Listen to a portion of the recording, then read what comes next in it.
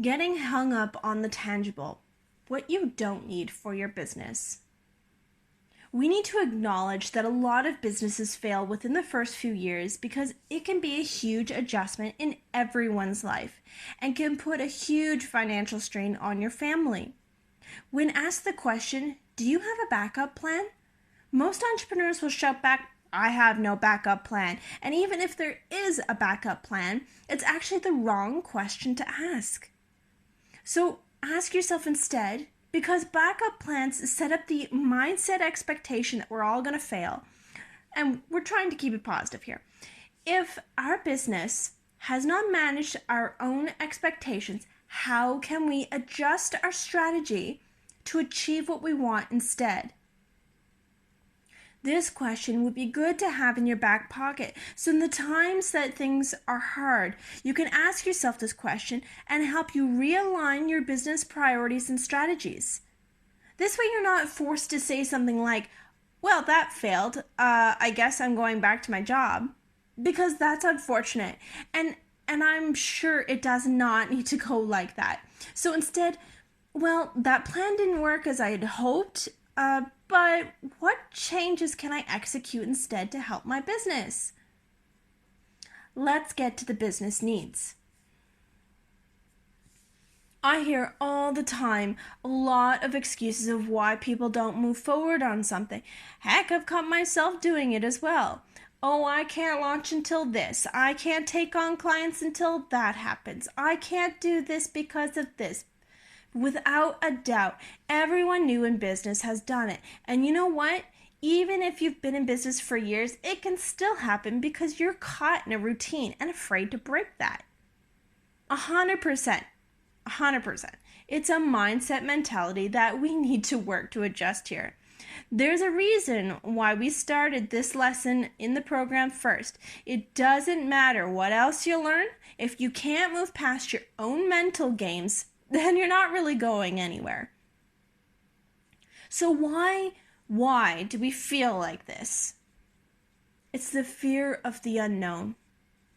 You have already taken the first step by joining us in this class, so you've broken past that fear. So I want you to congratulate yourself for that. And what defines us as a business? What do we have to show the world we're in business? Some people think it's having business cards or having a 20-page long business plan or owning a briefcase. It's a status symbol. It shows others, yes, I'm official. And while things like business cards can be handy, you can absolutely be a successful business without it. I know many who don't have business cards merely just to prove that they don't need them to still run a business that provides a sustainable income for them. We have that fear of making changes, adapting, or thinking we're wasting time or resources by doing something different. The fear of not knowing what's going to happen or wondering if we're able to pay our bills that month. But guess what? Business cards don't sell your business. A briefcase does not sell your business. Your wardrobe does not sell your business. Guess what? You do. We are lucky to have these things called cell phones now that create the opportunity to save that cost. So now you can pay a bill with that cost you've just saved by directing people to your Facebook or Instagram or House account for people to check you out instead of a card that they're going to forget about.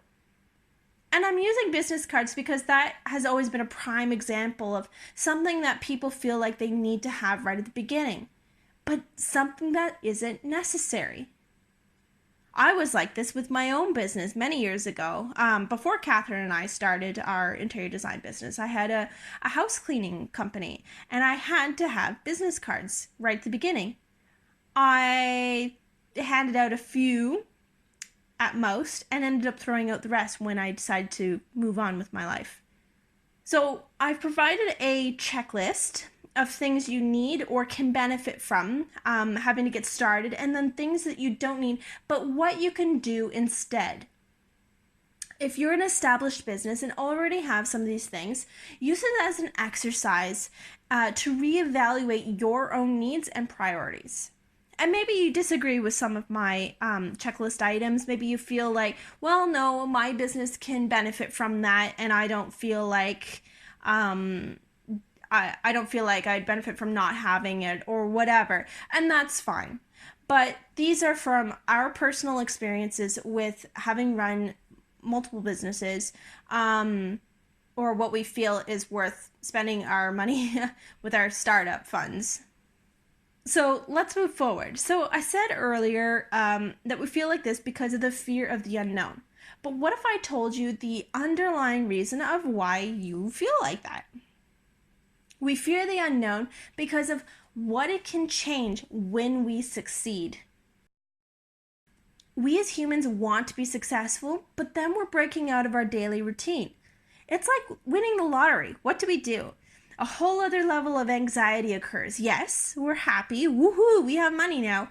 We're very excited that we're successful, but now we have a whole other set of responsibilities or things to think about that we never even thought of before. Are we ready for that? Are we prepared to take on that responsibility? The fear of what succeeding will do is what stops a lot of people, and thus procrastination occurs, and we make these mental blocks that prevent us from moving forward. We also have to keep in mind our own personal goals and pace. Some people want to get to the top quickly and willing to do anything to get there, while others are okay with taking their time. But no matter your pace or your goals, you want to ensure you're not delaying your process either. So take a moment now to pull up your checklist. You'll also see a couple of bonus do's and don'ts at the bottom. Kind of like I mentioned earlier, if it doesn't pertain to you, that's cool. We're really curious to hear, so please let us know in the Facebook group. That's why we have it. And let's start talking about it.